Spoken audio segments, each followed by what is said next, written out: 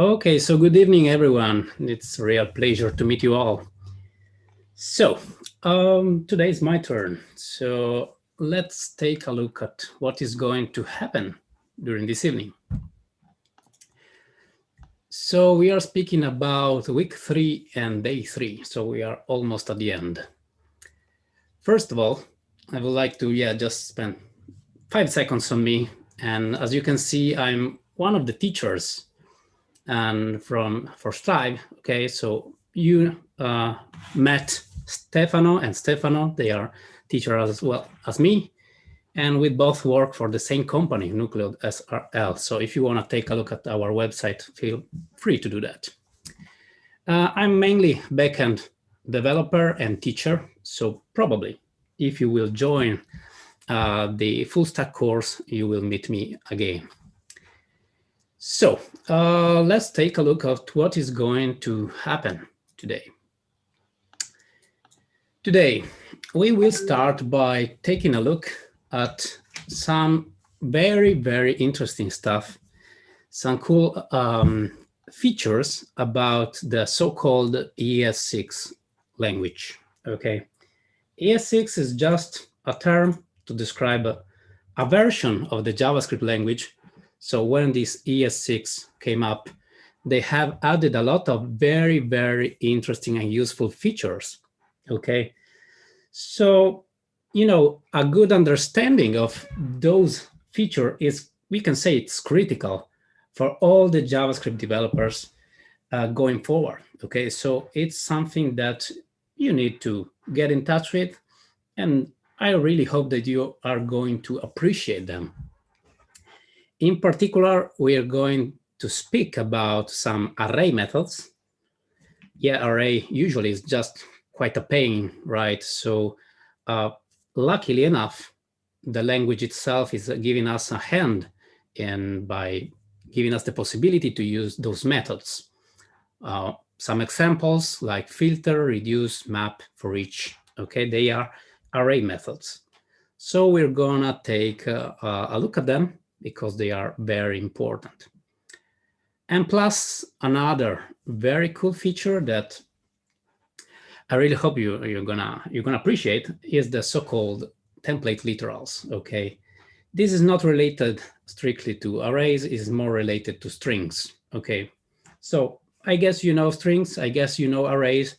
Now it's time to, going and see something a little bit more advanced, but really, really handy, okay? So this is for the first part.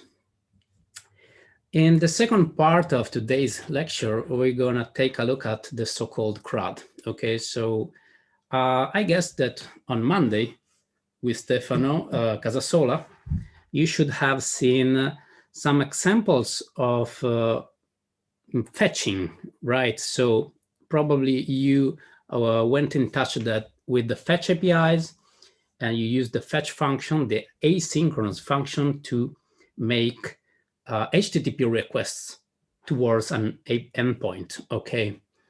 Probably Stefano told you also that it's not just about getting stuff. And so the next step is to also perform some other operations, like not just reading, but also creating, updating, and deleting stuff. So the things are becoming interesting because, yeah, we will have the complete experience, we can say that. And so we will take a look at that. And yeah, speaking about the whys, as I told you, arrays is something that, yeah, if you want to be a developer, is something that you're going to use on daily basis, like every 5 minutes. I don't want to scare you, but yeah, arrays is something really, really, really that is very, very used by programmers in all the languages, not just JavaScript itself. So we need to know how to manipulate and how to get in touch with those kind of things. And since we are speaking about web applications, we can say that most of the web apps, they include some sort of CRUD, okay? So the most basic operation that you can perform when you want to interact with some data, and we are speaking about a web application, is creating stuff, reading, updating, and deleting. I think that you can imagine a lot of real-world situations in which you can perform those kind of things, just like creating a user and adding into a database, and then later on modifying the personal info for that that user. Okay. So I really hope that at the end of today, or maybe tomorrow, you will be able to manage and transform arrays with those methods and features that we are going to take a look at. Okay. So I really hope also that you will be able to CRUD a REST endpoint. And, or at least I really hope that you will understand what is the purpose of doing those kind of stuff, okay?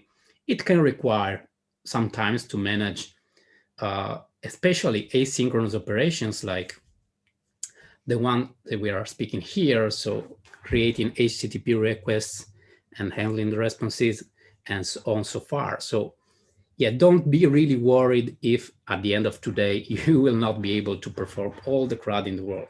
Okay, it could require some time. Okay, and so we are going to start by, yeah, as I said before, ES6 features. Okay, so let's take a look at them. First of all, I would like to start talking about the so-called filter. Okay.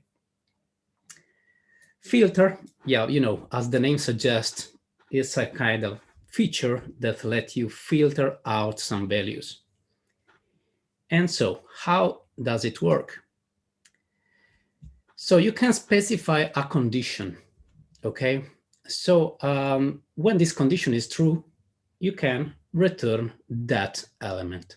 So basically, we are speaking about interacting with arrays, okay? So let's say an example. I have my array called R, okay, ARR. So since that is an array, I can use that filter method on it. I will get back a new array, which is going to be a filtered array. How is it working? Okay, let's make this example. I have just an array of numbers, okay? So random numbers, who cares about them? But maybe in some kind of situations, I would like to just have a selections of all those elements. Let's say that I want to grab just the element that are lower than 5, okay? So in this array here, okay, I need to use that filter method by providing what? A function. So this x arrow x lower than 5 is a function. It is a special function called callback, okay? Probably you are familiar with that. Okay, and this functions is the condition that I want to specify, okay, to filter out the elements. So basically what is happening here is that the filter function is iterating element by element the array, okay, and is trying to understand if the elements, starting from the first one to the last one, if they match this specified condition. So X here is the current element, okay? So starting from the first one, the filter method is checking, okay, the first one, it's a number 1, okay, is it lower than 5? Of course, it's true, okay, and if it is true, okay, I will add that to the lower than 5, okay. Then the filter method is moving forward to the second one. So it's number 3. 3 is lower than 5. Yes, of course. Then moving on again, we're going to have 5 and 9, which aren't greater or than or equal than 5. Okay, so sorry, they aren't lower than 5. So they are just not going to be put inside my lower than 5 array. Okay. Number 2, of course, is part of the lower than 5 array. So it is quite simple to understand how this is working. Okay, just remember that this is our callback. Okay, so you can see here that inside the round parentheses, we need to put a function that needs to return true or false. So then the condition is up to you. Okay, so you can choose whatever you prefer. The important thing is that this is returning true or false. Okay. If you don't feel comfortable with the arrow syntax, you can also use the more standard and older way that basically leverage on the function keyword. So this is the very same thing, but here with the arrow syntax, we are speaking about something a little bit more short, okay, short syntax. So it's up to you. As you can see, the important thing is that you pass a function that has a parameter and then returns something, okay? I would say that we can just take a look at a demo of that, okay? And so let me grab, I would like just to start from Stefano's code from Monday, okay, just to have a simple page to start from, okay? And so you know that because you used that on Monday. And let me just start it. So, you know, simple hello world, okay? Let's say that here, okay, I have commented everything here, so I just want to make some examples of the filter and to the other methods. Let's say that here I have an array, okay? I've prepared it in advance, so it will be much faster for me. Okay, let's add just a title here, ES6 cool features. This is what we're talking about. Okay, and we are starting from the filter. So let me just copy and paste this array. I prepared just a simple example, maybe a nerd example of an array of objects. I guess you are familiar with it. Okay, so basically we have an array of 5 elements. Each one of them is an object, okay? An object with ID, name, faction, and points. Okay, let's make an example of the filter. Okay, cool. So as I said before, the filter acts on an array. Let's say that we want to grab all the elements which has a faction, so they belongs to rebels, okay? In this way, I just need to use my array, apply the filter method, and then pass the callback function, right? This callback function takes, for sure, one parameter. So we can call it X, we can call it Y, we can call it character. So my suggestion is give always a name that makes a sense for you, okay? Okay. Ricardo, sorry to interrupt you. Can you zoom in a little as they are asking in the chat? Yeah, for sure. Also remember that you can zoom also from Zoom. Sorry for the, yeah. Okay, probably this is better, or maybe I can zoom even more. Just tell me if it is not working for you. Okay, I'm moving on. Okay, so here we need to provide the criteria that will filter out the things, okay? So character is my current element. If you prefer, I can call it current element. It is the very same. You need to know what this is about. In fact, if I hover with my mouse on it, I can see that this is an object, okay?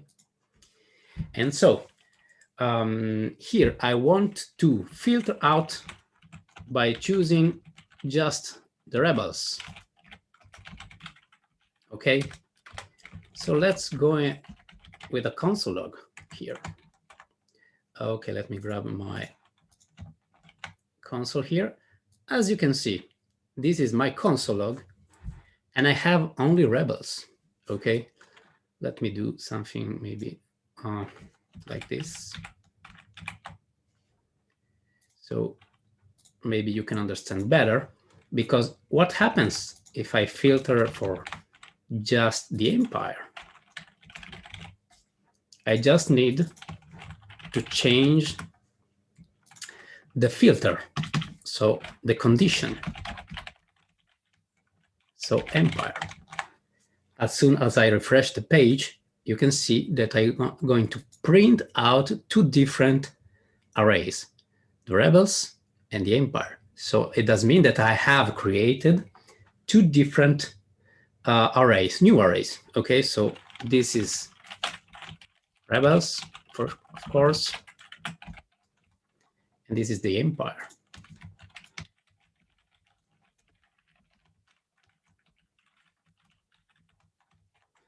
There you go. Maybe now it's much more clearer. Okay. So this is a very, very practical way to filter out arrays. And trust me when I say to you that it's happening a lot of times during the life of a developer to interact with array and having the needs to filter them out. Okay. And as you can see, it's just a matter of using this small function. Okay. It's just one line of code, or sort of. Okay. Okay. Oh, yeah. Okay. Do you have any question regarding the filter? We're going to see it also later on. Okay. And on another example. But just tell me if this is not so clear for you.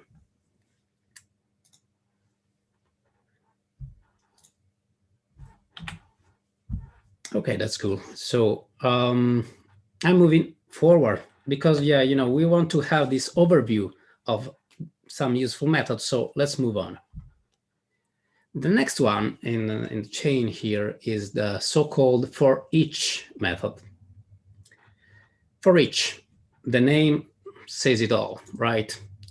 So basically, we are using a method that gives us the possibility to execute a loop on the array. And so it does mean that we are iterating element by element by element. So this is just a very, very similar thing to what you saw in the past. I'm speaking about the for loop. So we can say that this is just an easier version of the for loop because, the for loop is something that requires you to use indexes. And, you need to specify that you want to start from 0 till the length of the array.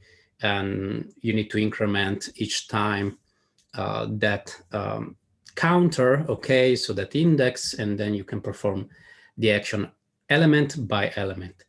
forEach is the more modern version of that thing, okay, so probably this is going to be easier for you.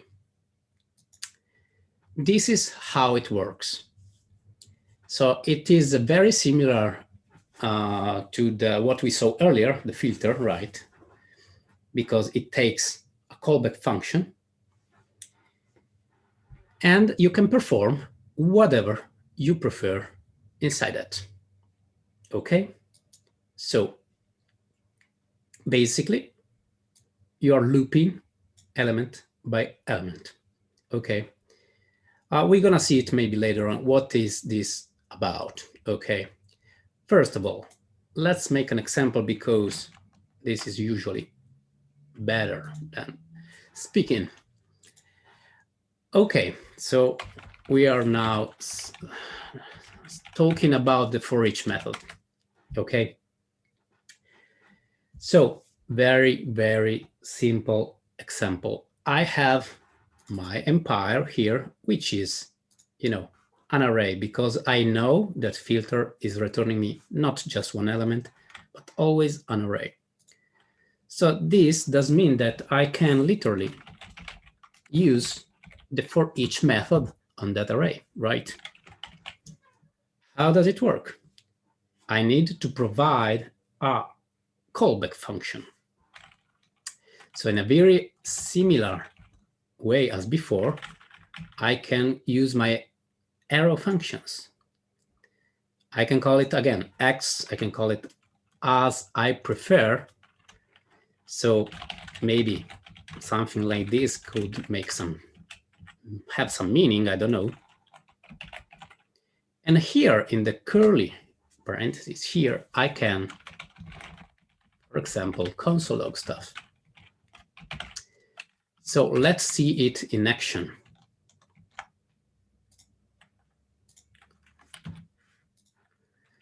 As you can see, now I have 2 more console logs, and those console logs are the elements themselves. So this is what I'm doing here. Let me just,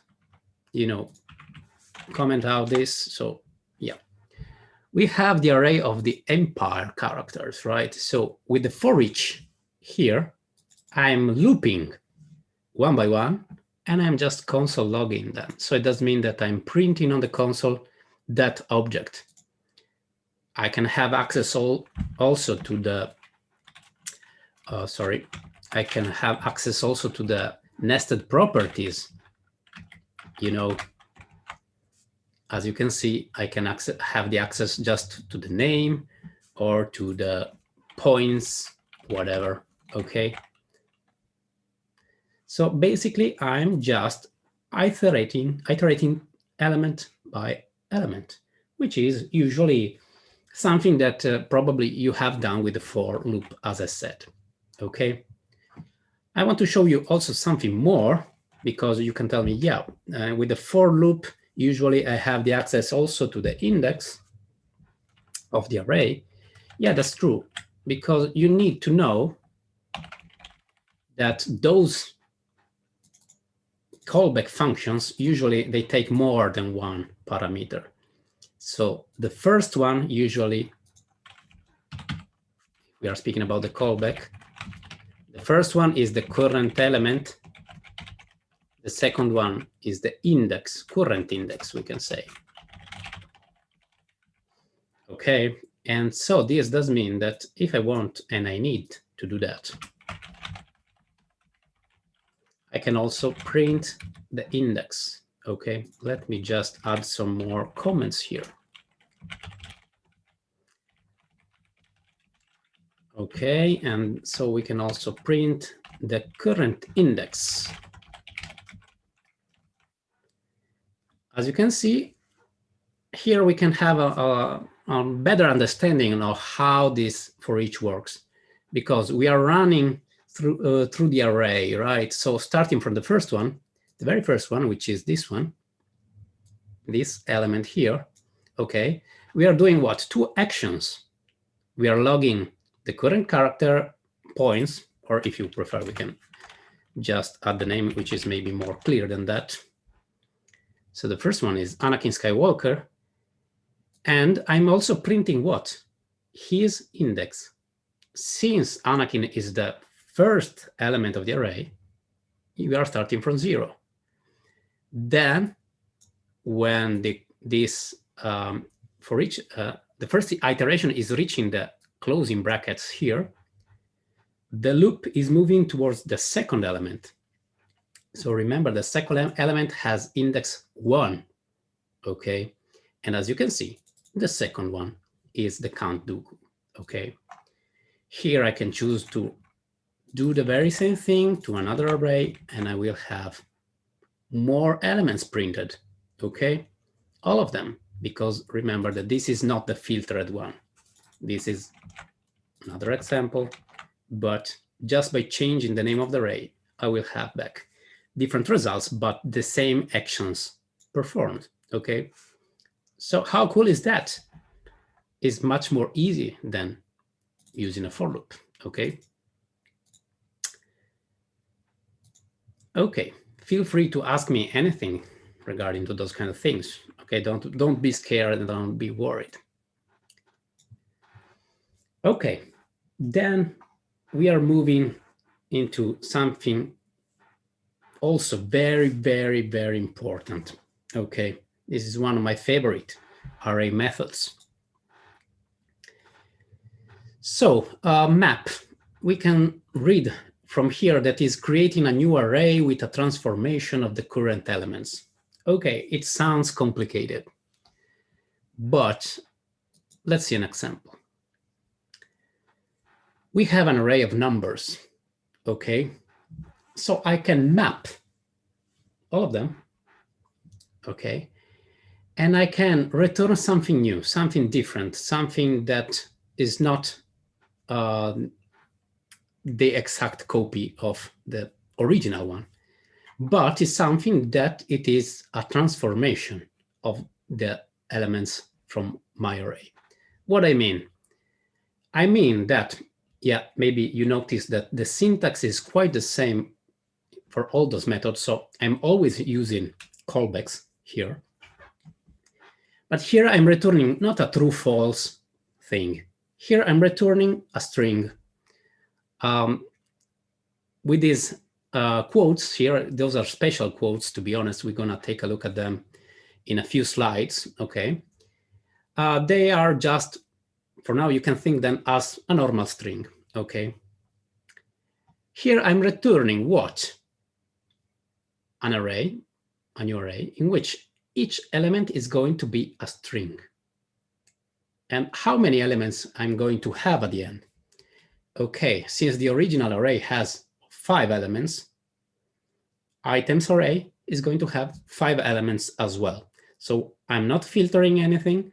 I'm just mapping one-to-one, okay? But I'm transforming from the original element, so starting from number 1, the X marks the spot in which the map is putting the number 1, okay?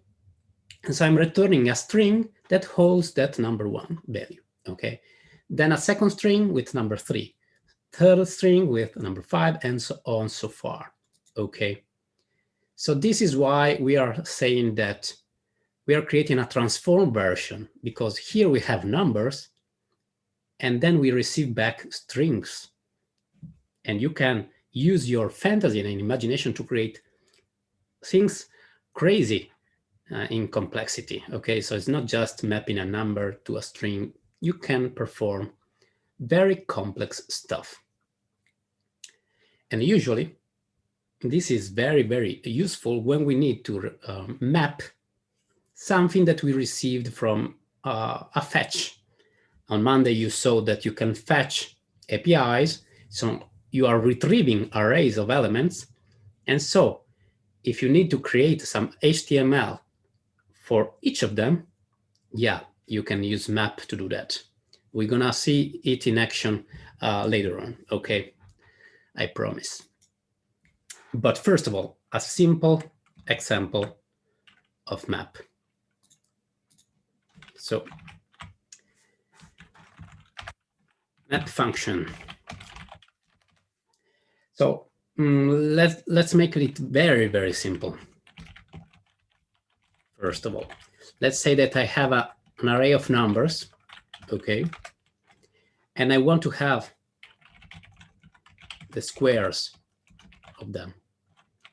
How can I do that? With the map, because with the map, I can return what? A transformation from the original array, element by element. So since I want to have back them squared, okay, from each iteration, remember that the map is iterating through all the elements, okay? So for each element, I can return what? The square. So each element multiplied by himself. Okay, let's see if this is working.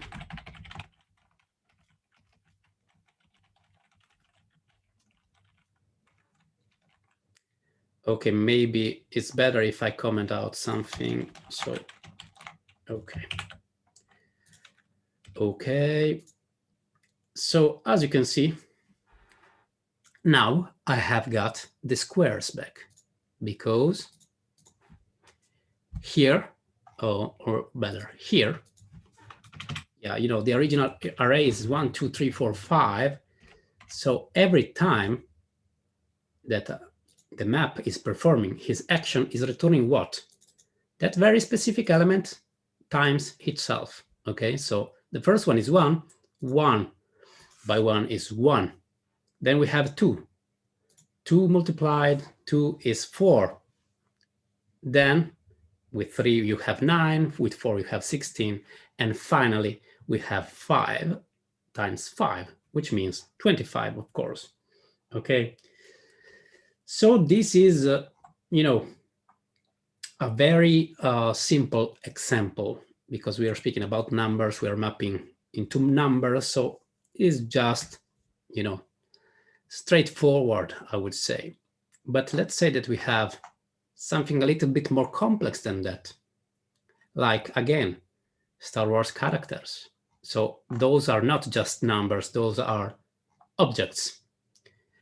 Are we allowed to use map on an array of objects? Yes. The answer is yes, of course. So let's say that I want to, yeah, they have points. Let's say that I want to grab all of them. Okay, so starting from, again, that array, I can map through each one of them, and each one of them is an object. So I can call it character, maybe because I can understand better what I'm talking about. Okay, and here, maybe I want to return what? Character dot points, because every element is an object, and I'm returning what? The points for that element. So what I'm expecting to have here? An array. How many elements I'm going to have there?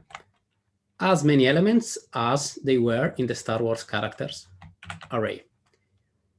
And so I had 5 elements.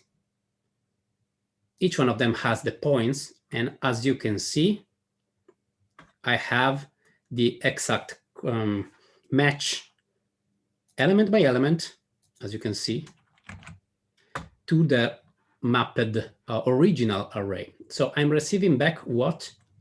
A new array. This is something useful.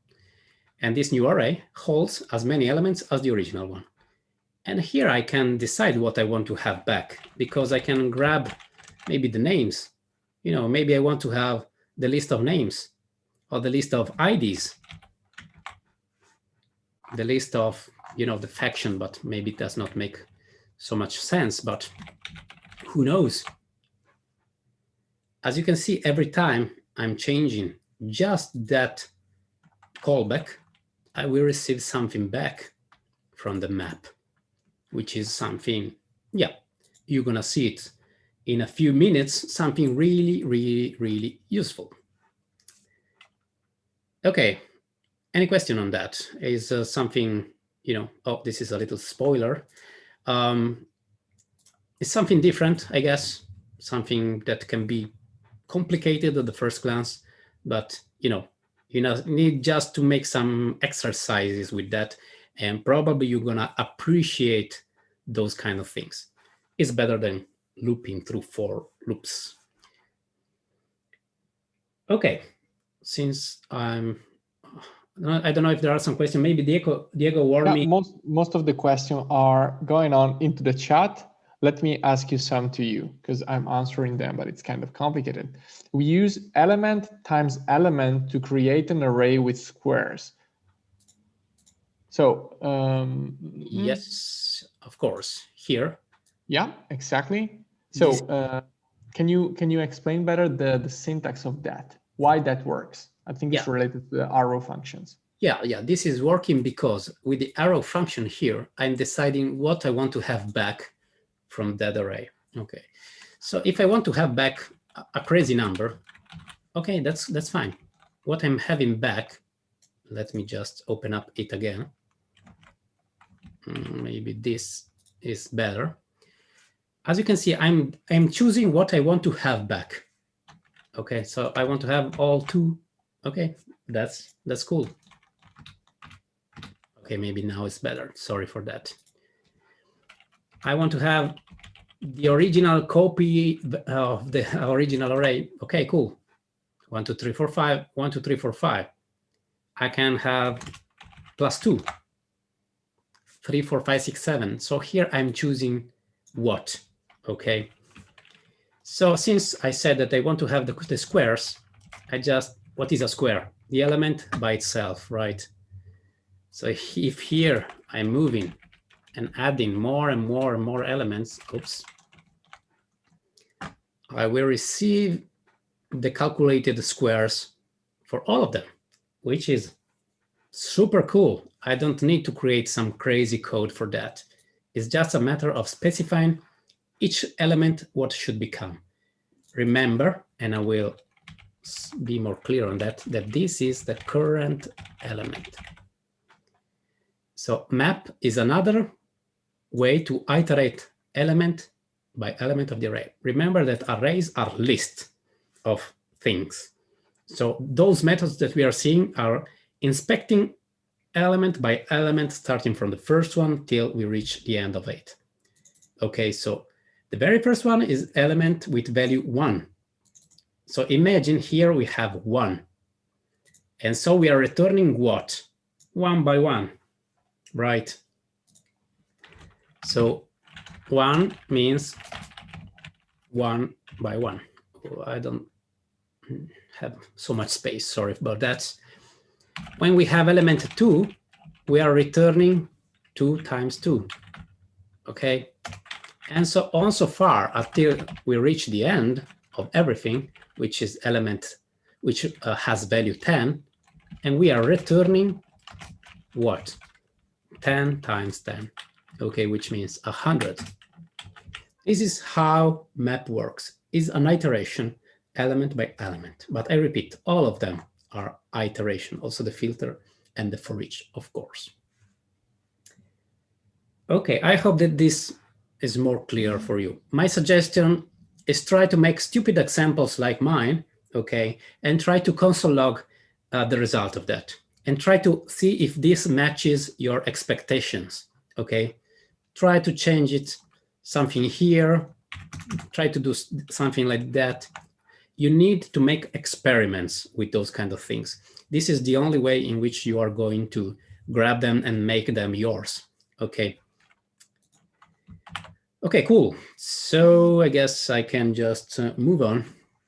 There was another question. If you can just in 2 sentences explain again the difference between filter and map. Yeah, for sure. So the filter is returning the exact number, the map is returning the exact number of elements that are coming from the original array. So if here I have 10, with the map, I will receive an element, an array of 10 elements. With the filter, you need to remember that I'm providing a condition. So as the name suggests, I'm filtering out some elements. I don't want to have them all. So remember here, we were speaking about just the rebels. So when I filter, here I have the condition that returns true or false. So as you can see, if the faction is rebels, so this thing here is true or false. This is what the filter itself is doing, is trying to understand, okay, current element dot faction is equal to rebels or not. If it is true, the filter, not me, the filter will keep that element. If it is false, that element will be skipped, okay?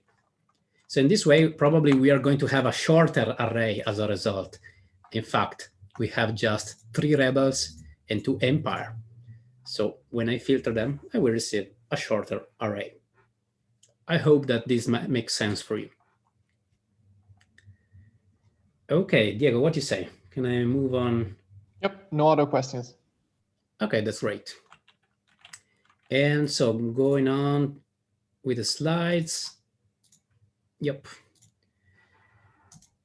We have something more, and this is a little bit more difficult than the previous ones. Okay, so try to understand what is the purpose of this reduce method. Okay, but don't be so afraid if you don't get it at the first time, because it's harder than the previous ones. But it is is important as well. Okay, what is the purpose of this reduce method? So in the previous examples, we were returning a list of elements, right?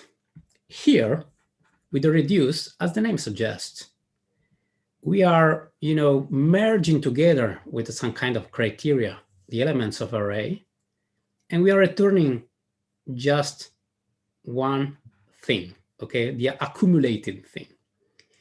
So let me just try to explain in this way. Okay, so the reduce is the classical example of a reduce is when we want to sum the elements of the array. As you can see, starting from the array itself, so my array, again, 5 elements, 5 numbers, we are returning and we are receiving just a number. So in the previous examples, we received always arrays. This is very, very, very important. Remember that. Previous examples with the map, filter, and etc., we received arrays. With a reduce, as the name suggests, right, we are reducing the array into a single value. So in this classical example here, we are performing a sum of all the elements of that array. And if you try to sum them, you will see that the result is 20. Or yeah, I think that this is correct. How the hell it works? It works in a similar but different way than before. As always, we have a callback. Okay, so yeah, let's focus on that. We have the callback function, which takes here 2 parameters that are different than from before. This is what is tricky, okay? And so we need to decide those parameters, what are they? And I'm telling it to you in a few seconds. And also we need to say, what would you like to return at the end of everything? So as you can guess, here we are returning a sum of something, okay? This (0) is just to tell to the reduce function where to start from. If you are summing something, probably you want to start from 0, okay, as the initial element, the initial accumulator value. So starting from 0, the reduce function is going to take element by element, okay, and is summing the accumulated value with the current element. What I mean? I mean that starting from 0, you can think as the x as the accumulated element, so is the sum in our case. Starting from 0, we are doing what? We are summing 0 plus the current element value, so 0 plus 1. And the reduce is holding that sum for himself, okay? Because he's going to use that very same value, so 1, in the next iteration. So in the second iteration, x, which you need to remember is the accumulator, okay? X value will be 1, because in the previous one, I summed 0 plus 1. What is the second element of the array? So the current, because remember we are in the second iteration. Second element is 3. So here I will be performing what? The sum between the accumulator, so it was 1, plus the current value, which is 3. Okay, so 1 plus 3 means 4, right? So what in the third iteration, what is going to be the value for the accumulator? It's going to be 4 because it is receiving all the sums from the previous iterations, okay? And then I'm going to sum 4 plus 5, and I will have back a 9. In the fourth iteration, I will have a 9 plus 9, which means 18. So the accumulator at the final and fifth iteration is going to be 18. 18 plus 2 means 20, okay? Let me do an example for you. Here, as I said, we are iterating the elements and we are accumulating on this so-called accumulator thingy. So speaking about code, and let me grab my, Star Wars characters again. Let's say that, here we used to have the scores, okay, of all of them. Let's say that I want to have the sum or the total score, okay, for all of them. And so starting from the scores, or I can start from the Star Wars character as I prefer, but starting from the scores, I can reduce them by providing what we said earlier. You know, we need to have the initial value, usually with the sums is 0, okay? So 0 is the initial value for the accumulator. In sums, we usually start from 0. And as I told you, the reduce is not just taking one parameter, but it's taking 2 parameters, okay? So we are having the accumulator, which I can call it accumulator, I can call it total, I can call it sum, as I prefer. It needs to have a meaning for me. And the second parameter is the current element. So here we can speak about the current score, right? So it does mean that I can return what? Every time I can return the sum between the two, right? In the very same way we did before. Let's see it in action. Okay, so let me just do it. Okay, what happened? I just made a mistake, sorry. Okay. Okay, so here I just changed that. Was it called scores? Yeah, sorry, let me check that. It was points, sorry, my mistake. Okay, so we are okay. We don't need that anymore. So we have what? We have the scores with the map. Do you remember that? So each one of the characters is having its scores mapped into this scores array. And then I can reduce them to the total sum by just using the reduce. As you can see, the reduce is this. This is the result of the reduce.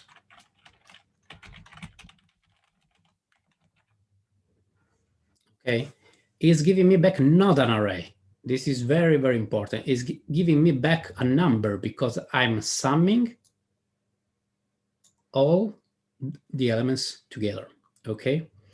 So this is something, I know, a little bit difficult and probably yeah, just summing the scores from the Star Wars characters does not make some meaning for yourself, but trust me that this is a very important method that if you want to become professional in your life and you want to become a developer, you will need to master a little bit, okay? Because it will literally save your life in a lot of situations.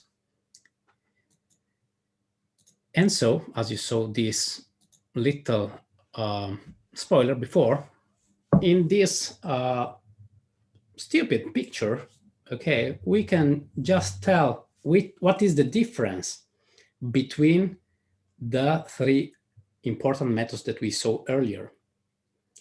So as you can see, with the map, we are performing some kind of transformation starting from the original array of roots.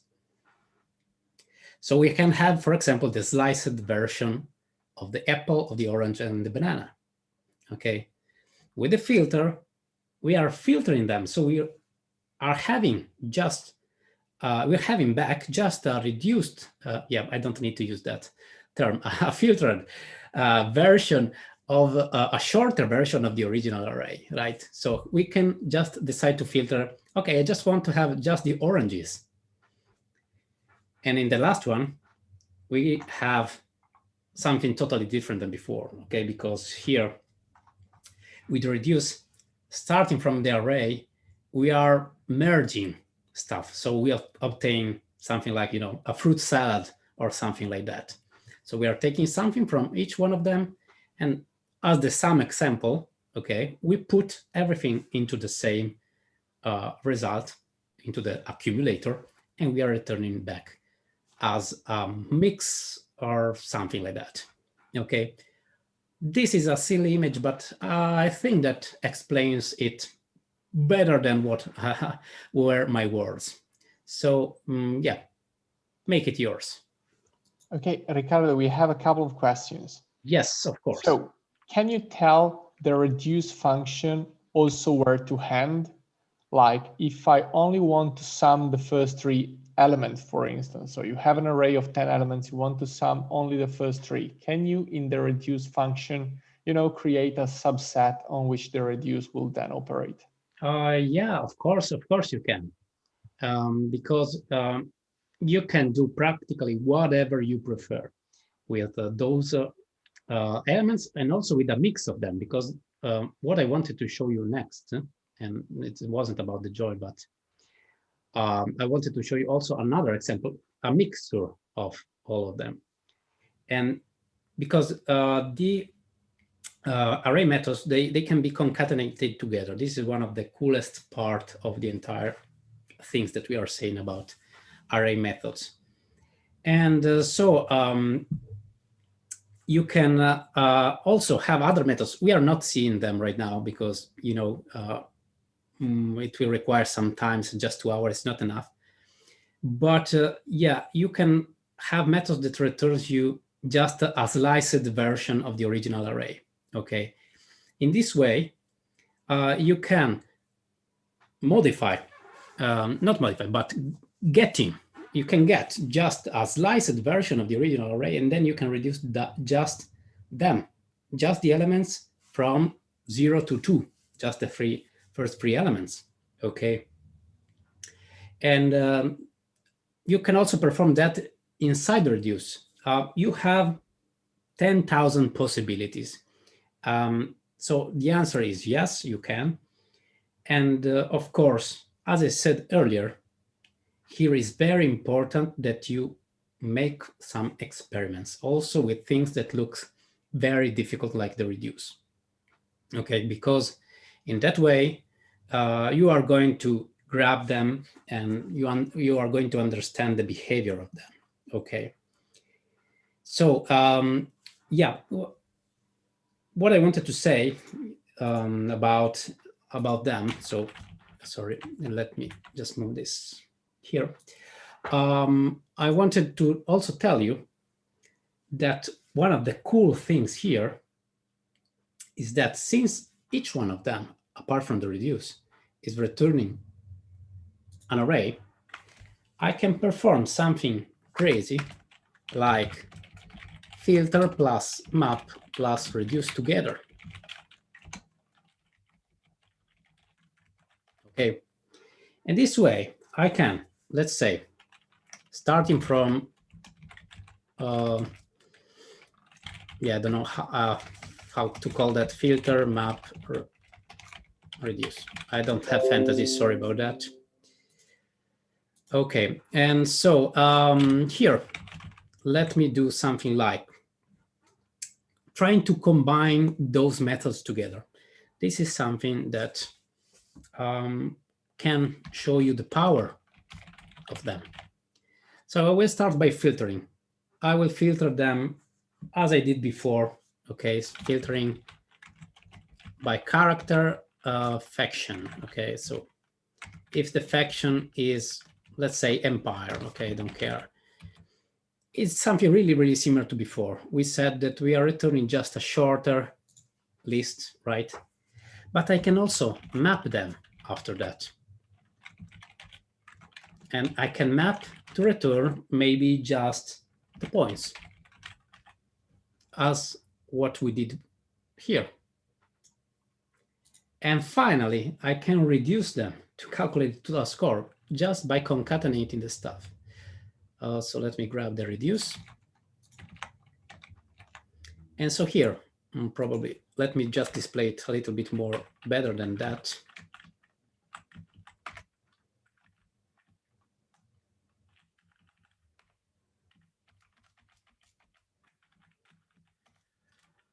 Okay, now looks better. I can chain one by another. It's just like, you know, telling a story. Okay, starting from the original array, I'm doing some operations on that. I'm filtering first. So I'm filtering by just choosing the one that belongs to the empire. Then I'm mapping to return just the points for all of them, but just from the filtered ones. And at the end, I'm calculating the total. So what I'm expecting to have here, sorry,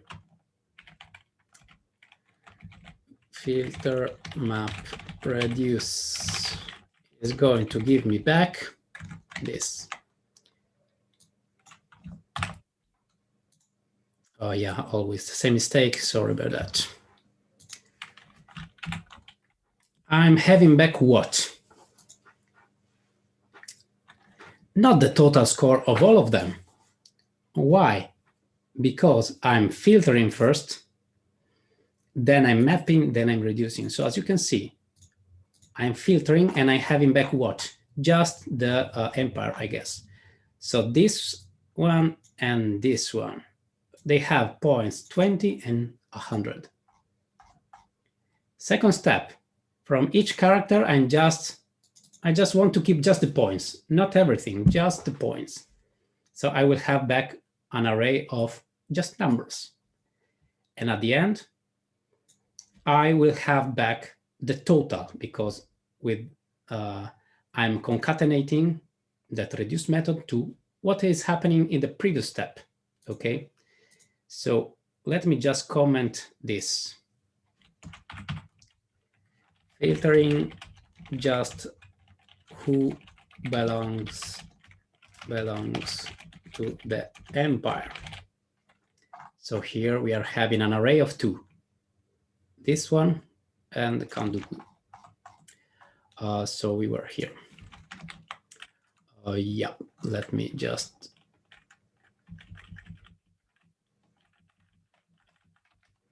This is what is going to be the result of that passage. Yeah, probably. Okay, without Yoda, of course. Then I'm mapping character by character. So I'm mapping an array of 2. Am I receiving back what? An array of points, just the points. So next I'm having just an array of 2 elements. The first is going to be 20. the second is going to be 100. This is what is happening after the map. And at the end, with the reduce, I will sum them all. Okay, so starting from 0. So total, first iteration is 0, so I will do 0 plus 20, which means 20. Second iteration, 20 plus 100. Result is 120. Okay, so it does mean that I can chain those methods. And so, speaking of what you asked before, I can also use some other methods, and I'm encouraging you to take a look at them by searching on the web, just on that, Google that.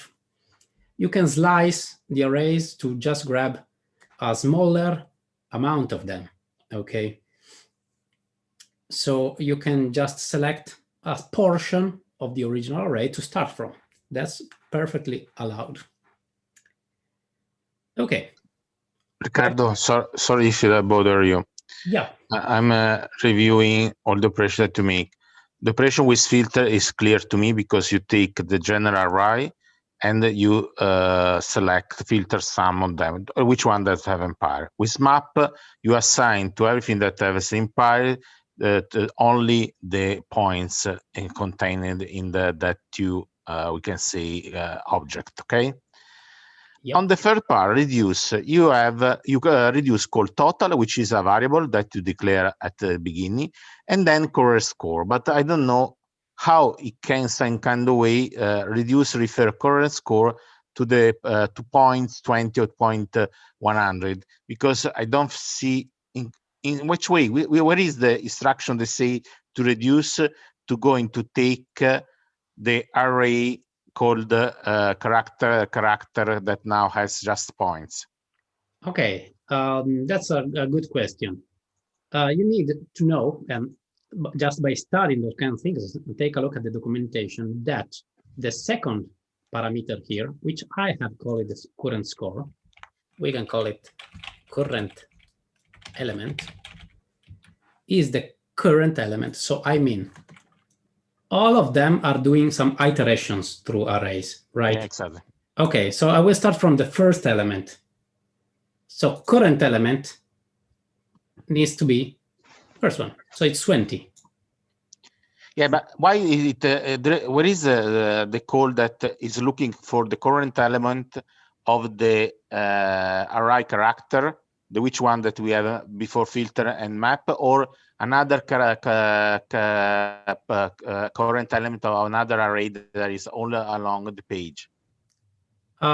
Because this is with the dot is attached, you can see. Okay, so you recall is as if it was a chain, so you don't have to repeat which is the array which you are referring to. Yeah. Okay. This is just for, I put it here just to make it more maybe readable, but yeah, your question is okay. Yeah, I understood it right now. Reduce is attached to the map. So what is coming after the map? Okay, so because the only language that I studied a little was C, where you had to declare everything. So just something is not declare. You don't. Now I got your doubt, and it's perfectly legit. So yeah, the cool thing here is that we in JavaScript we can chain one by another. So they are just like stages happening one by another. So I know that after the map I will have back an array, which is this, and if I reduce after the map, the reduce is going to be applied to what is happening after the map. I don't know if you got that. Clear. They're chained together. Thank you. Okay, cool. Okay, folks, more interesting things are coming. Okay, because I wanted to show you just a few more things related to the cool features that we said earlier, and then we will move to the CRUD, which is something totally great. Okay, join. Join is another array method. Okay, it's quite easy. Okay, basically, as the name suggests, it can be used to merge together the elements, separating them with a specified character. So, for example, I have my array of numbers. Okay, so I can decide to join them by using this special pipe character.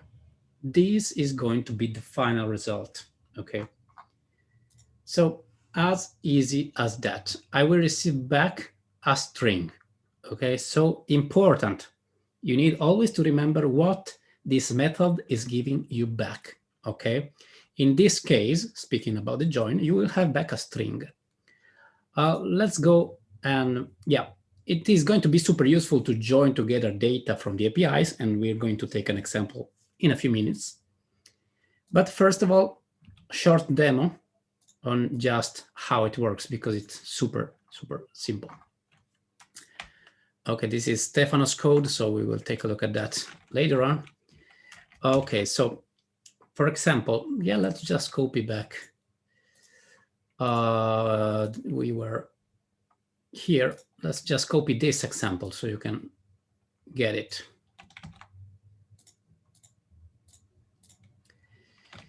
Okay, I have my array. Okay, this is not the quotes that I want. Okay. And let me also comment out everything before so we don't have noise on our console. Okay, so here we have an array of numbers, always the same array. And we want to join them by using this strange character. What is the result? This one. Okay. If I modify the special strings that needs to be put inside each element, you will see the result. Easy as that.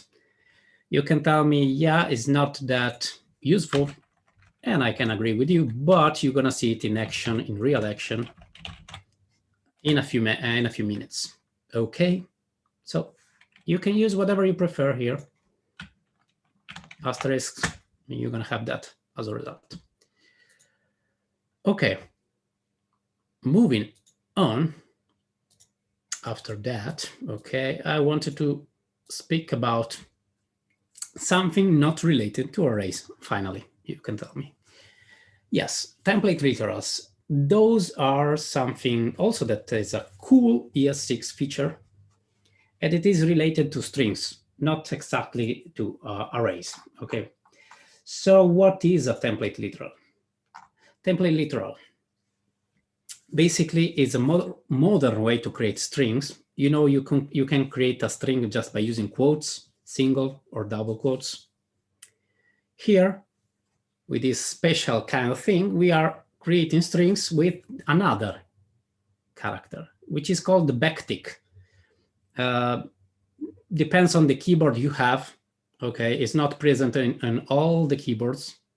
In the US keyboards, they have it near the numbers I get. In Italian keyboard, it's not there. So I'm going to teach you in a few seconds how you can do that. But why should I use template literals? First of all, because I can create multiple lines strings, which is something, you know, useful. Then, and maybe this is the coolest part here, is that I can specify that I want to put a variable value inside that string, and the final result of that string will display also the content of that variable. So in this example, I have a variable name, which has a value of Tom, okay? Here, I'm creating a string that has dir. Then this horrible syntax with a dollar symbol, with the curly braces, something that can be complicated at the first glance, but trust me, that is quite easy to master, okay? Basically here we are telling, okay, please go and check what is name, the name variable, and grab the value. So what are you expecting to have here as a final email string? Dear Tom, comma, and then on another line, since I'm using template literals, I can go to a new line, okay? So this syntax dollar parentheses let you insert variables directly inside the string, which is something really, really useful. I want to show you a demo of that. Just let me, oops, Just let me copy that. And so, of course, those are not allowed. Okay. So this is multiple on multiple rows, you know, a string on multiple rows. I cannot do that if I use normal strings. You see everything highlighted in red because it is an error. Okay. But if I use this special character called backtick,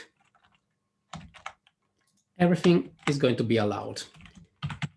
So here I'm on an Italian keyboard. I don't have that special character. So I will usually press Alt button, Alt key on my keyboard, plus 96 on the numbers, numeric things here. So Alt 96 is the code for the backtick, okay?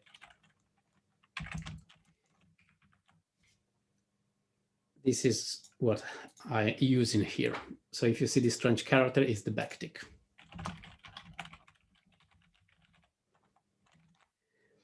And this let me do that. As you can see here, I can use variables inside that.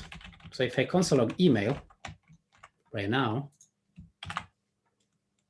I'm going to have, yep, what I was expecting to receive back. If I change the value of that name,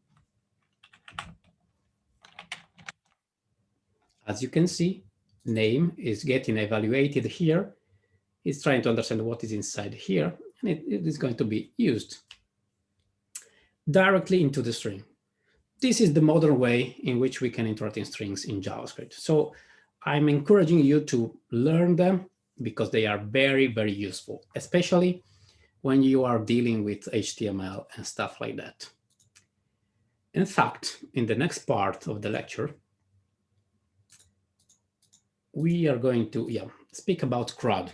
Okay, so a little bit more advanced stuff, but you know, something really usually exciting because we are interacting with the external world. We are not just creating our own static web page that literally doesn't do anything at all. So it's not just displaying HTML, but we are creating some HTTP requests towards some remote servers, and we are grabbing data from them.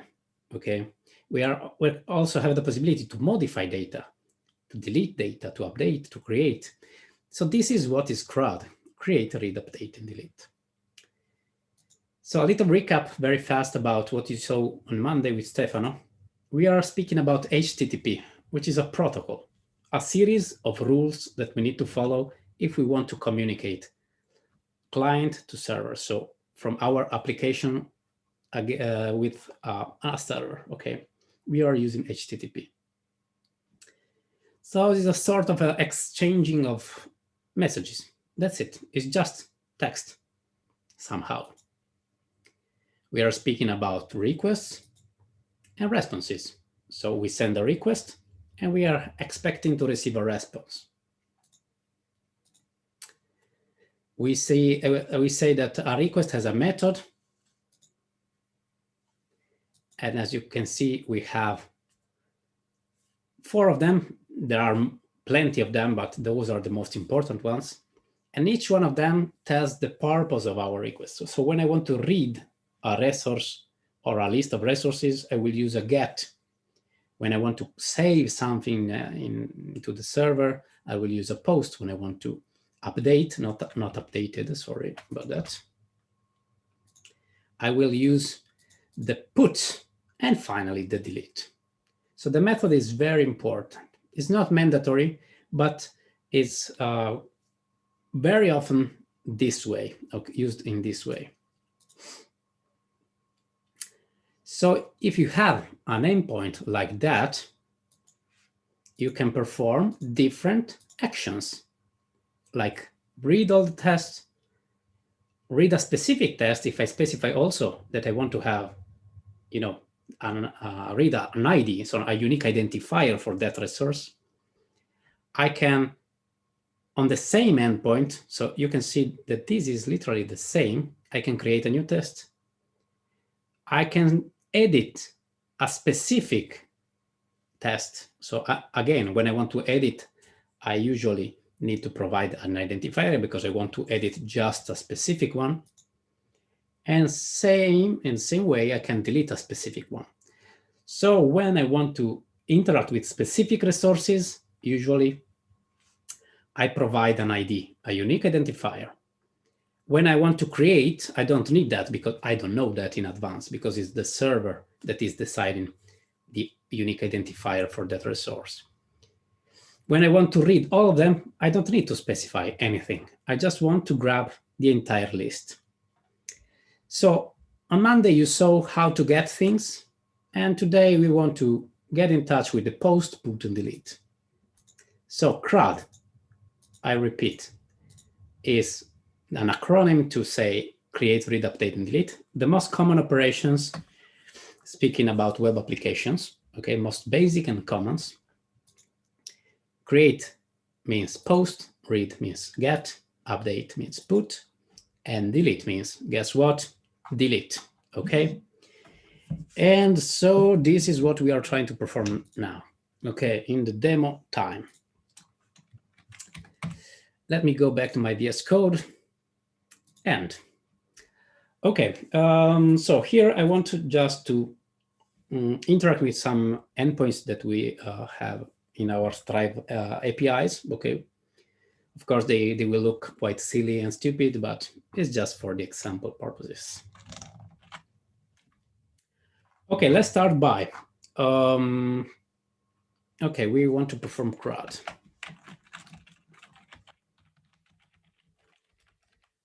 So create means post, read means get, the update means put, delete means delete. Okay, so since you are already familiar with the get, we can start with the get, I guess. Okay. Okay, cool. So I want to, let's say, yeah, for the simplicity of this example, I can create some buttons. They can perform some actions for us, okay? So I guess, yeah, you know how in HTML the buttons works. So let me just create 4 of them. Okay. One, guess what, for the get, one for the post, the put, and then one for the delete. Okay, each one of them is going to have an ID, so I can easily get in touch with them and use them. So yeah, I just don't have fantasy. So this is how I'm calling them. Sorry for that. And finally, delete. Okay, nothing special so far. So let me see if they, yeah, we have 4 buttons. And so we need to perform, we said, some actions, right? And so, yeah, let's go back to our long script. Starting from the first thing, okay, this is what you did with Stefano. Okay, so this is Stefano's code. So we will steal something, just, you know, to get in touch again with those kind of things that we are trying to perform here.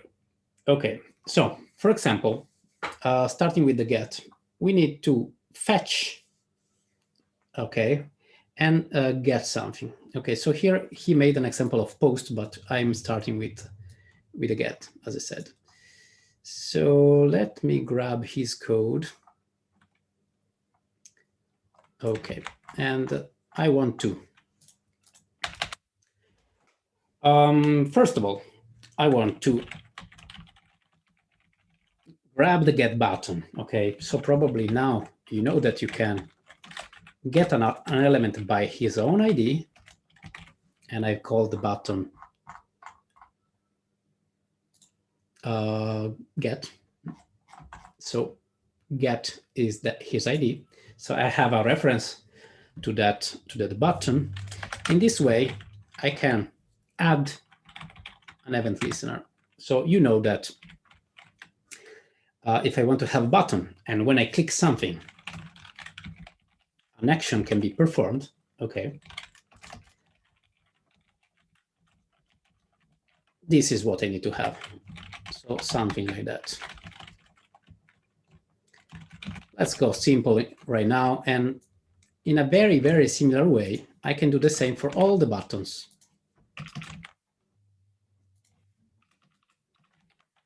Of course, here we are speaking about the post button.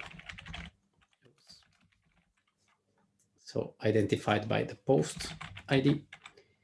Here we are speaking about the put button,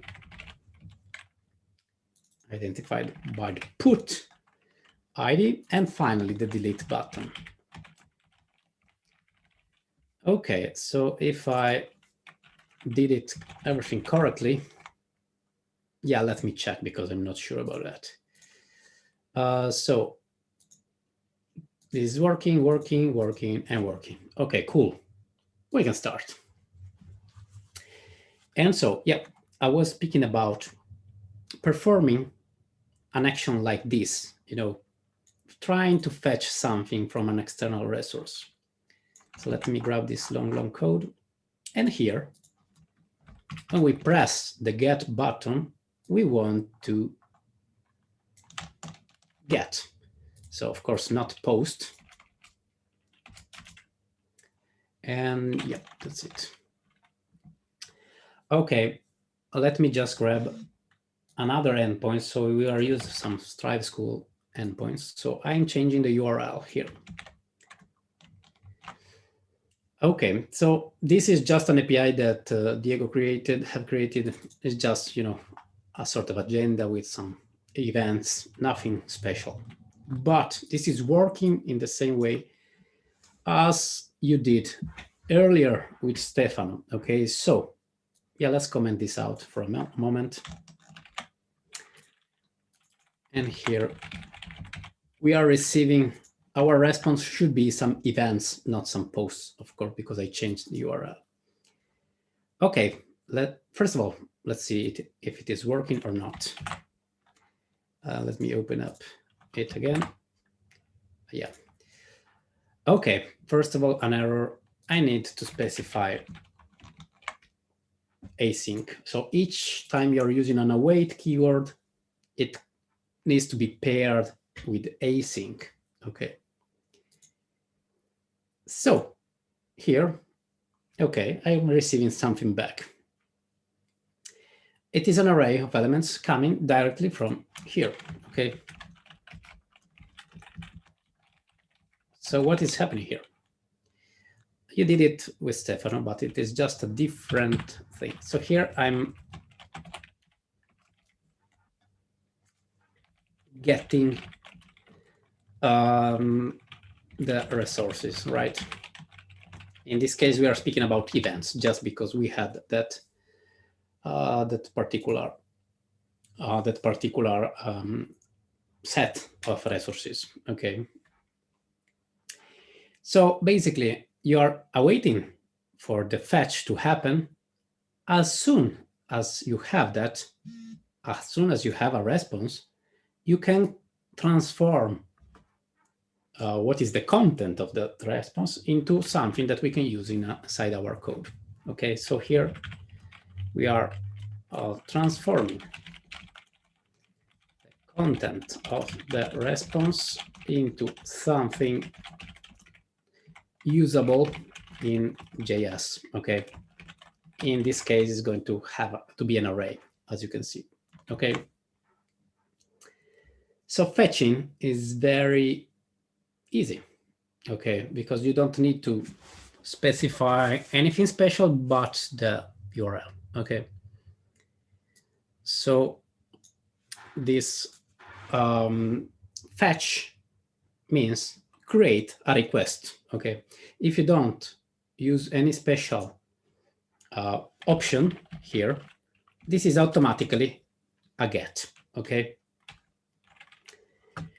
And so it does mean that for the other endpoints, like for the post, I can do something really, really similar, but I will need to specify some options. Okay, so the difference here is that I need to tell, okay, this is not a get. This is going to be a post. Okay. Okay, here I always have the same problem. So let me do this. Okay, so here we are declaring, okay, I want to perform a post. Is not enough. Okay. In a very similar way, I will be doing the put. Again, is not enough, but in a few minutes, we are going to fix everything. So as you can see, I'm using the same fetch function to perform different kind of requests. This is what we are trying to do here. Okay. Okay, great.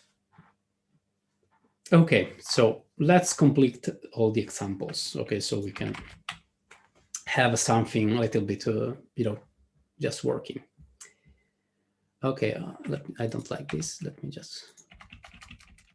Okay, this is maybe better. Okay, here we are just console logging what we receive from the server, but we want to have something more, maybe. Okay. So you did it with Stefano, yeah. So basically, you were adding all the posts appended to a section here that is called the post section. Let's call it events, if you don't mind, because maybe it's more clear than that. Okay, so we want to append all the elements that are coming from the HTTP request into this HTML. Okay, so we are doing that in a similar way as you did with Stefano, but with our brand new array methods and string literals, which is, yeah, the main purpose of what we are trying to do, what we said today, right? So we need to use them. Okay, so first of all, let me just grab a reference post section. Okay, so document would get element by, I guess it was an ID. I don't remember, sorry about that. It's event section. Okay. Okay, so yeah, sorry, we were here. That's it. So just a reference because I want to interact with it, right? Okay, here I have an array. This is why I'm telling you that I'm going to use map, filter, and etc., because we have an array. Okay, so we can use array methods. So I can create a new HTML, okay, just by mapping through the events. Okay, so for each one of them, I want to return something. Okay, and what I want to return is a template return, so a special string. Okay. Why I do want to do that? Because in this way, okay, I can create HTML probably in an easier way. Let me do an example. So here I can just add my HTML code in the way I prefer, just creating, I don't know, some H3M and paragraphs, okay. And then I can compose what I prefer. But what I mean here is that here, As you can see, this is a test that I made before. Okay, so an event of this type has a name, a price, and a description, a time, whatever. And so here, it does mean that I can go with the special syntax that we learned some minutes ago and grab for each one of them the name, and then, I don't know, the description or whatever. Event dot, let's go with the price maybe. In this way, what I'm generating here, I'm generating an array of strings. I'm proving that to you just by console logging that. Okay, of course I have just one event, so it's something harder to get, but I'm creating an array here. Okay, as you can see, whenever I will have more elements, I will have an array of strings. Okay,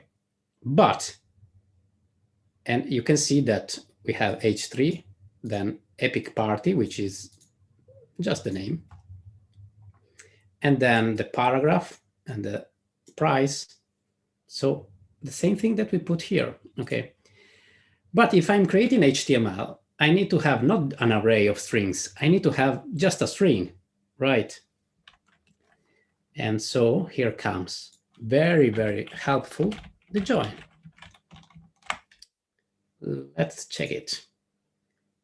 Here, I have now a string, okay?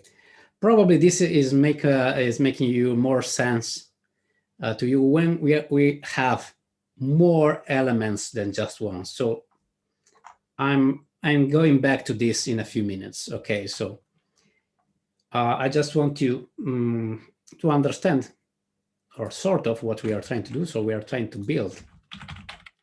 We are creating the entire HTML string starting from the array of events, okay? And using the name and the price of each, okay? So we are just using name and price. Of course, you can add more and more and more. You can add whatever you prefer, okay? Here, once I have that HTML, I can just, yeah, this is the events section, sorry. I can just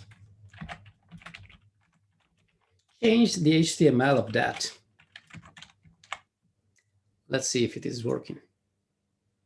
As you can see, I have changed the HTML for that. If I press more, okay, nothing happens because every time I'm replacing the entire section, okay, with the new HTML. Okay, so as you can see, this was the code before for the x equals 0, inner HTML, concatenating the string with plus and equal symbols here, a lot of different things. Here, with the new methods, is just, yeah, I don't know why my VS Code is doing that, but yeah, probably because of the comment. Let me see. Okay, now it's better. Here we are just concatenating a map and a join. That's it. Is it better than what it was before? Yeah, probably yes. Okay. So much shorter than that. You just need to get in touch with that.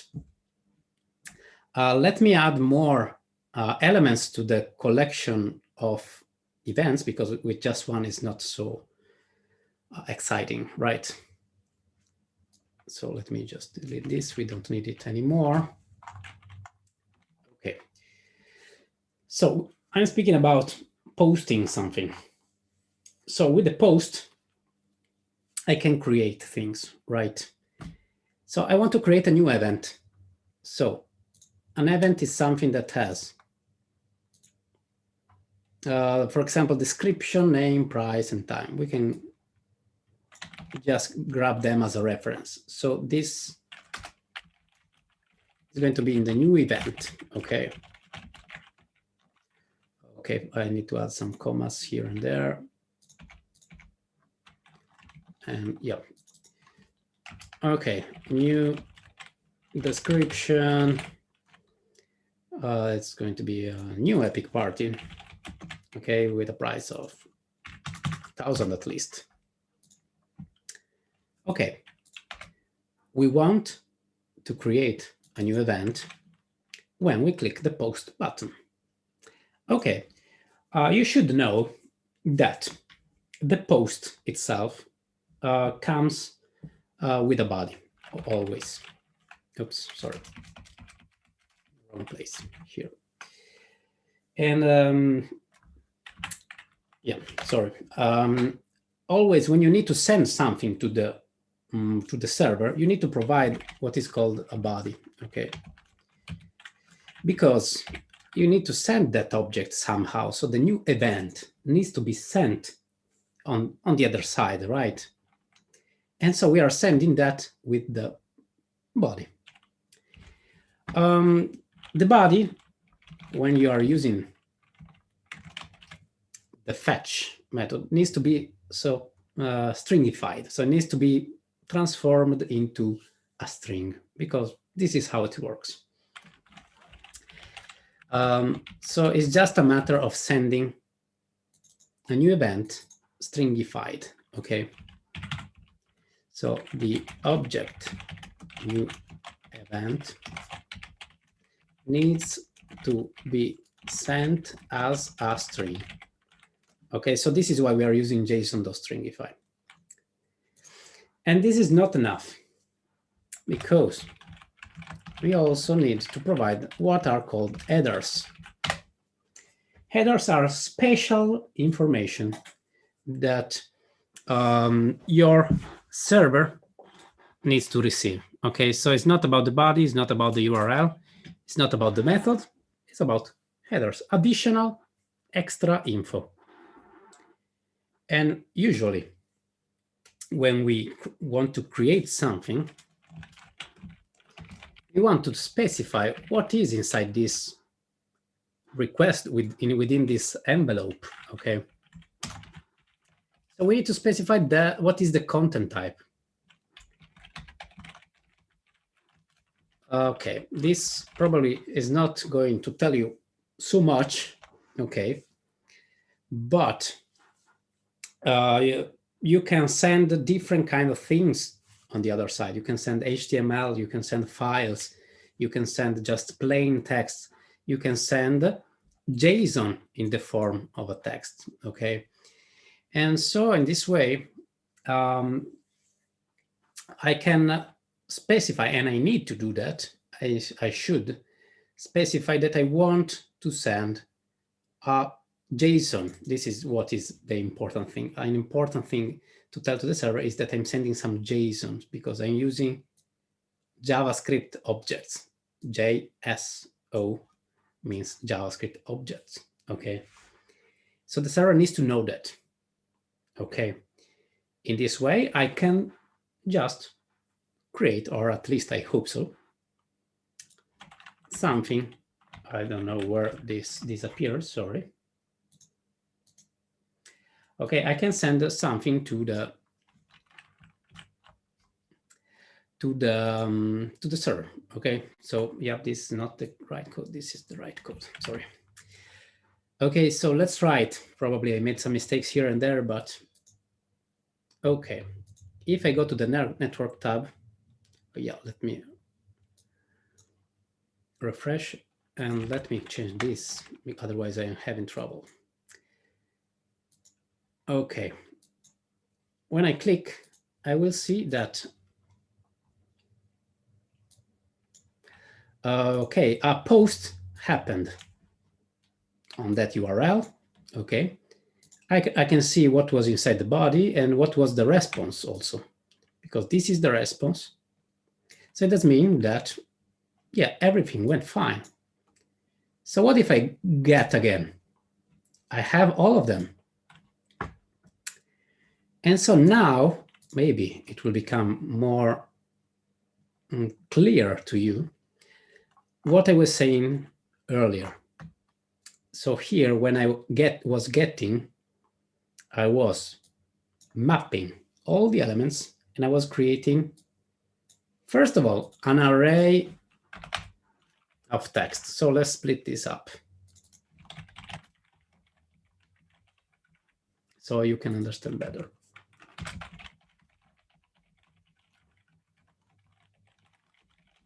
Of text. And then I will have the new HTML. So const new, sorry. I'm using const, but you don't know that. Sorry, it's let. Let new HTML. Okay. So here, probably we are understanding better. Array is not defined. Yep. Yeah, array of text. Okay, so again, so many things are happening. So we have 3 events. Okay, so 3 objects inside the array. This is it. Then we are mapping them by returning a string for each of them. Here is the array of texts, of strings, as you prefer. So I will have 3 strings for all of them. And then with the join, I'm concatenating and creating a string that has all of them. So whenever I'm changing the HTML for the event section, all of them are displayed in this nice way. Maybe now you understood better. Okay. Okay, any question with post and get?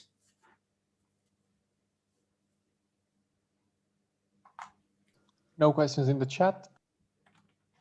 Okay, cool. So said that, you probably are a little bit tired, but yeah, follow me just for, yeah, be with me just for a few more minutes and then we are done, okay? Because we want to implement also the put and the delete, okay? They work in a very similar way to the previous ones, so don't be so scared about them. But we need to also use IDs, okay? So you can see that each event has an ID. This is created from the server, as I told you earlier. So we don't know how it works, but we just know that it works. And we have back a unique identifier for that. So whenever we want to delete, for example, we need to say, okay, please, backend, we need server, please delete that very specific one, okay? Or this one, or this one. So yeah, we need to just use that. Also, when we update stuff, we need to tell to the server, please update this one, okay? Not another one. So we need to use IDs here and there. This is really, really important. Okay. And so it does mean that we can, yeah, in this example that we are making, we can create, for example, if you want, we can create a text input field. So in this way, we can specify that we want to delete a specific one, okay? So yeah, input type text, okay? And so here we can, yeah, so closing, let's add an ID, text field. Okay, nothing special, but now we have also an ID, okay? An ID, I mean, sorry, a text in field in which we can put an ID. In this way, when we are going to, let's go with the delete, which is usually simpler than the put, okay? Here, in the delete, we want to specify that we want to delete a specific element, a specific in this case, event. Okay, so here we can grab, first of all, the ID from the text field.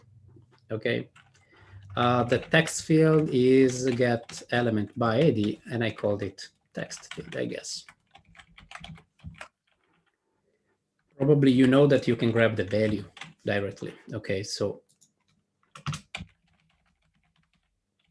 here I'm going to have the ID. And then I just need to do one very small thing. I need to tell to the server that I want to delete that one. So here I need to specify the ID, but not just this. I need to have something like, you know, that crazy string that is the unique identifier. So if I want to use, again, the backticks, I can just go with this, right?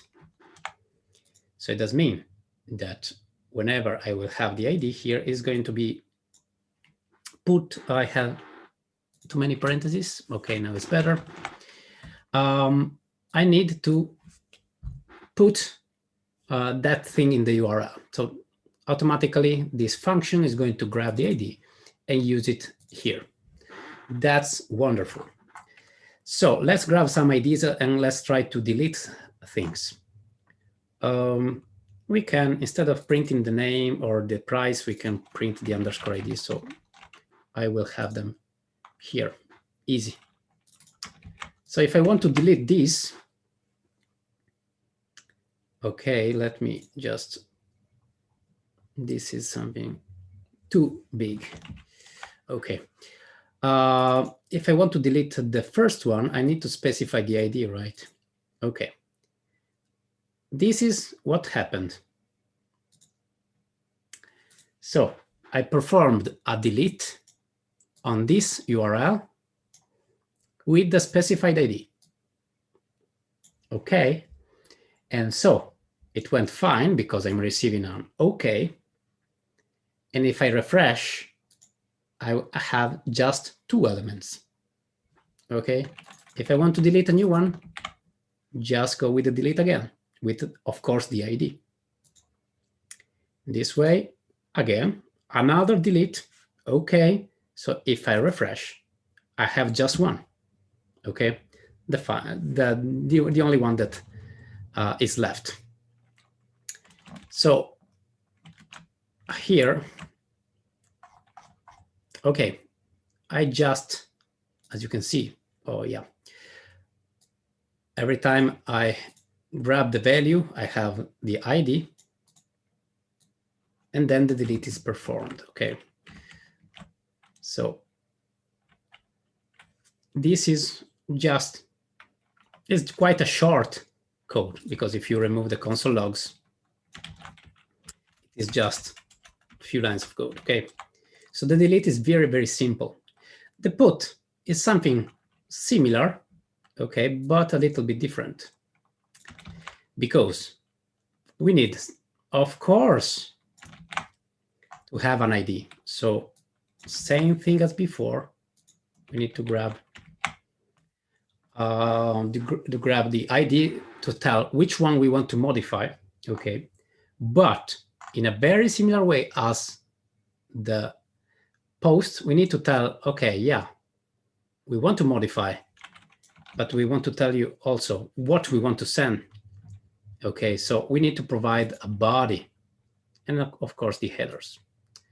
So we can say that the put is a mix between, you know, a delete, because you need to specify the ID, and a post, because you need to specify the body. So here we can just create a modified event object. So let me just grab as an example something like that, or we can modify the description, I don't know. And so here we can modify. We can send the modified, not of course the new event, but the modified event in the very same way as before. So when we need to send a body, we need to JSON stringify it. Okay. And so we can provide some stupid modification. I don't know. But if we grab the underscore ID, we perform a put. Here we see that, okay, a put happened. Okay, with it went well because we have on OK. If we dive deeper, we can see also that this request payload is the body that we sent. Okay, and if we try to get again, you can see that now I have it modified. So here we performed everything needed. Speaking about the CRUD, all the for operations are done. Okay. So in that way, you can, just change, I don't know, the price, whatever. And you can delete also this one. Let's try to delete. And then we are having nothing. So the agenda is empty array as a response. So you can add one more, and then probably, yeah, you have this. You can try to modify that. When you get it back again, you have, it modified. So everything seems to work as we expected.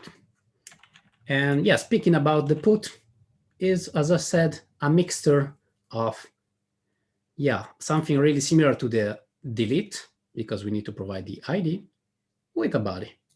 So something similar to the post. I hope that this makes sense to you. If you have any question, I think we can just spend a few more minutes on answering questions. Just tell me if it is a total mess or it is something clear. I see the chat is blinking. Diego, are you handling the chat? Yep. There is a question about just the format that you're using for VS Code. Okay, this prettier thing is just an extension for VS Code, and you can, I don't remember where. Yeah, you have the format on save when you install that. So every time you save, it will try to adjust everything. My prettier is configured to work well, not on HTML pages, because I'm not using that. So sometimes I have strange things happening, but you can configure it as you prefer. Then there is another one from Patrick. Do you have a link for how the API works? I can take this one. So this is an internal endpoint we use for some examples. So we don't have really an API documentation for this. Usually for APIs, you have really pages and pages that explain the single little detail of every and each endpoint. Yeah. The next question from Anthony is, could you please explain again why you used map? Yeah, sure. I use map here when I needed to append the list of elements, a list of events to the HTML, right? So here, as I told you in the slides section, with the map I can, starting from objects, numbers, whatever, or starting from an array of something, I can literally transform that into something different. So I'm transforming objects into HTML strings. As you can see, this looks like HTML, right? And so it does mean that I'm creating a string that has an h3, then the name of the event, the closing tag, then another tag for paragraph, then I put the underscore ID of that event, and then I'm closing that. So I'm creating just some kind of, HTML. And so I'm creating an array of strings, okay? Array of HTML strings to be more precise. So if you want, I can call it array of HTML strings. maybe this is much more clear. Yeah, this is the formatter that is going crazy, but whatever. And so it does mean that if I want to have just one long, string, just one single string, I can join that. And I'm join. So from array of HTML strings, I'm getting a single HTML string, okay, which is the one that I want to use as the inner HTML for the section. And so, yeah, I hope this answered to your question.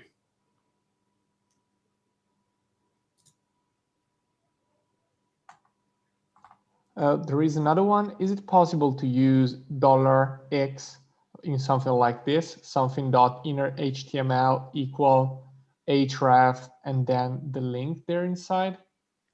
So you mean using the template literals also as an here? Yes, of course. You can do this. You need to understand that this is just a string. So if you use it with double quotes, single quotes, or template literals, it will act the same. So the final result is a string. That's it. So you can use it as you prefer. Make some experiments with that.